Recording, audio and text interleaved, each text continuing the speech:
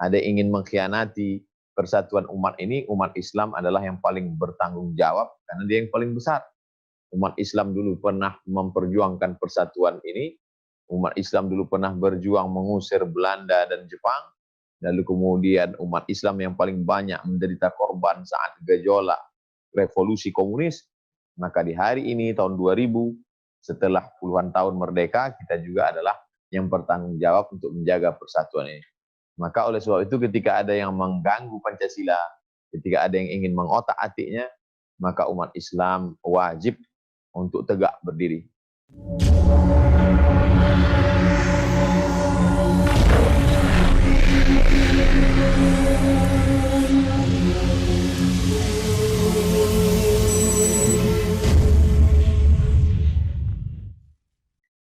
Ada seorang menteri agama bernama almarhum Alam Shah Ratu Prawira Negara.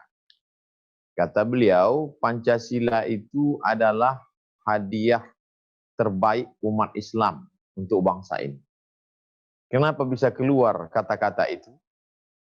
Karena kalaulah umat Islam tidak berbesar diri, tidak menghormati kebinekaan, tetap juga memaksakan kehendak keinginannya, maka mungkin sebagian saudara-saudara kita yang berada di wilayah timur akan memisahkan diri dari Republik Indonesia. Karena di sana ada kata kewajiban syariat, kewajiban menjalankan syariat Islam bagi pemeluknya. Oleh sebab itu, maka umat Islam yang menghormati kebersamaan, mencintai persatuan, akhirnya mundur selangkah demi untuk memaju bangsa Indonesia beberapa langkah ke depan, dan terbukti kita bisa hidup bersama, ada berbagai macam agama, suku, dan bangsa, maka kata menjalankan syariat Islam bagi pemeluknya yang tertulis dalam piagam Jakarta itu, yang ada kita baca sekarang, yang ada di tangan kita sekarang adalah sila pertama, ketuhanan yang Maha Esa. Organisasi sosial kemasyarakatan, partai-partai, semuanya berdasarkan, kalau dikatakan istilah dulu dalam Al-Quran ada disebut ta'alau ila kalimatin sawa. Antara beberapa pemeluk agama yang ada di kota Al-Madinah Al-Munawwarah, Allah ajak orang beriman ini berkata, ta'alau ila kalimatin sawa. Marilah kita pada satu kata titik temu persamaan. Apa persamaan kita antara Yahudi dengan Nasrani dengan Islam? Yang dalam konteks Madinah ada 3 kelompok, Yahudi, Nasrani, dan Islam. Titik persamaannya adalah sama-sama percaya kepada Allah, sama-sama percaya kepada hari kiamat, sama-sama percaya bahwa Allah mengutus Rasul. Terlepas dari perbedaan pendapat, perbedaan interpretasi, tapi ada 3 titik persamaan. Bisa dilihat dalam Al-Fiqhul Islami wa Adillah ketika membahas tentang sembelihan. Karena mereka percaya kepada Allah, kepada Tuhan, percaya kepada bahwa Allah mengutus Rasul, Nabi Musa, Nabi Isa, Nabi Muhammad SAW, percaya bahwa hari ini akan berakhir, dunia ini akan kiamat, dan kita semua akan mati dan menghadap Allah SWT. Nah, kalau ada kalimatun sawa dulu tentang Allah, maka ketika bertemu bangsa ini untuk melawan penjajahan, untuk merdeka, maka tentu ada kata sepakat dulu. Akhirnya disepakatilah Pancasila, ketuhanan yang Maha Esa. Walaupun seandainya diterapkan juga piagam Madinah, piagam Jakarta, ketuhanan dengan menjalankan syariat Islam bagi pemeluknya, itu sesungguhnya tidak menodai saudara-saudara kita yang berbeda keyakinan dengan kita. Karena kita tidak akan memaksa non-muslim untuk pakai hijab, pakai jilbab. Kita tidak akan memaksa non-muslim untuk makan sembelihan. Dalam hubungan sosial kita, wala ana abidun ma'abattum wala antum abiduna ma'abud lakum dinukum waliyad. Dalam masalah hubungan sosial, tapi karena ingin menjaga kebersamaan, akhirnya tokoh-tokoh umat Islam, para ulama, bersama tokoh bangsa dari kalangan nasionalis, religius, bersepakat. Akhirnya lahirlah yang sampai hari ini kita menjadi perekat bangsa ini, menjadi perekat umat ini. Tapi perlu difahami dengan baik bahwa mayoritas tidak menunjukkan keangkuhan, keegoan, kesombongannya. Dan kita legowo, kita melihat bahwa di dalamnya ada nilai-nilai ajaran Islam. Oleh sebab itu kata Buya Haji Abdul Malik Karim Amrullah, agama itu mengisi Pancasila. Orang yang taat beragama, dia harus mengisi nilai-nilai itu. Kalau tidak, dia akan diisi oleh orang lain, bisa jadi dia akan diselewengkan. Ketika berbicara tentang ketuhanan yang Maha Esa, maka di sana kita, keyakinan kita, qul huwallahu ahad, Allahus samad, lam yalid walam yulad walam yakul lahu kufuwan ahad. Ketika berbicara tentang masalah keadilan, maka kita diajarkan i'dilu huwa aqrabu littaqwa. Ketika berbicara tentang kemanusiaan, maka dalam Islam diajarkan man qatala nafsan bighairi nafsin faka'annama qatalan nasa jami'ah. Siapa yang membunuh satu orang, maka sesungguhnya dia sama seperti membunuh semua orang. Wa man ahyan nasa, siapa yang menghidupkan satu orang, maka seolah-olah dia menjaga kehidupan umat manusia. Ketika berbicara tentang musyawarah, maka Islam mengedepankan musyawarah. Wa amruhum syura bainahum. Orang beriman itu memutuskan perkaranya berdasarkan musyawarah. Maka bermusyawarahlah sahabat Nabi di Saqifah Bani Sa'idah, lalu kemudian terpilihlah saat itu Abu Bakar Siddiq, maka sahabat memberikan baiatnya kepada Abu Bakar Siddiq. Nabi Muhammad SAW yang menerima wahyu sekalipun disuruh bermusyawarah. Wasyawirhum fil amri. Ajaklah mereka bermusyawarah.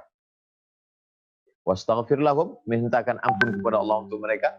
Fa idza azamta, kalau kau sudah azam, sudah bertekad, fatawakkal 'ala Allah. Bertawakkallah kepada Allah Subhanahu wa taala. Jadi nilai-nilai itu yang kita isi, lalu kemudian kita bisa hidup bersama sebagai titik temu antara beberapa elemen masyarakat. Akhirnya sampai hari ini kita bangga karena Afrika itu lebih dari 50 negara. Besar sekali, padahal buminya satu. Dari mulai Afrika Utara yang ada di atas, Mesir,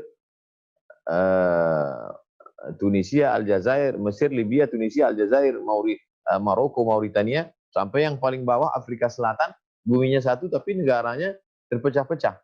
Begitu juga dengan Eropa.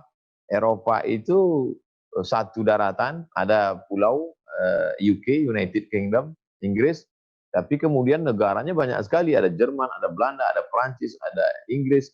Tapi kita dengan 17.000 pulau, kita bisa, pulau besar, pulau kecil, kita bisa menyatu. Yang secara pikiran logika manusia, apa yang bisa menyatukan ini? Maka persatuan kesatuan. Maka kalau ada yang ingin merusak tatanan ini, ada yang ingin mengkhianati persatuan umat ini, umat Islam adalah yang paling bertanggung jawab, karena dia yang paling besar. Umat Islam dulu pernah memperjuangkan persatuan ini, umat Islam dulu pernah berjuang mengusir Belanda dan Jepang, lalu kemudian umat Islam yang paling banyak menderita korban saat gejolak revolusi komunis. Maka di hari ini tahun 2000, setelah puluhan tahun merdeka, kita juga adalah yang bertanggung jawab untuk menjaga persatuan ini.